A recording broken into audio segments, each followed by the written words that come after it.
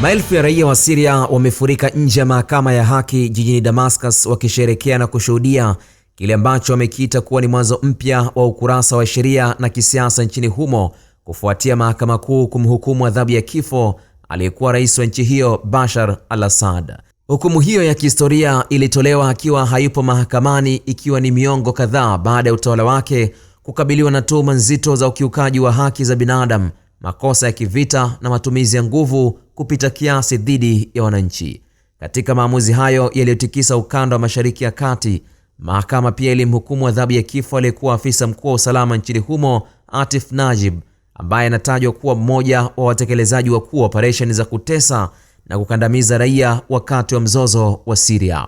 Atif Najib anakumbukwa zaidi kwa uhusika wake katika ukamataji wa watoto wadogo jijini Deira mwaka 2011, tukio lililochochea maandamano makubwa nchi nzima.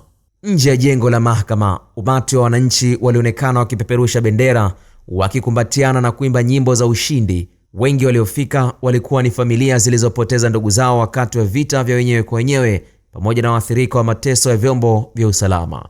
Wakizungumza na waandishi wa habari waliokuwa katika eneo hilo, baadhi ya raia wameeleza kuwa ingawa hukumu hiyo imetolewa wakiwa wamekimbia nje ya nchi, inaweka misingi thabiti wa kisheria na kisiasa kwa ajili ya mustakabali wa Syria mpya.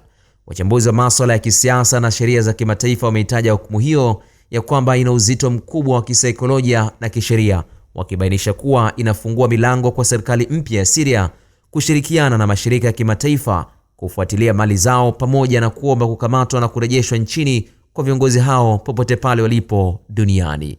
Hukumu hii inatarajiwa kuanzisha mchakato mpana zaidi wa kisheria na kuwafikisha mahakamani maafisa wengine wote waliohusika na uvunjifu wa haki za binadamu chini ya utawala wa Rais Bashar al-Assad.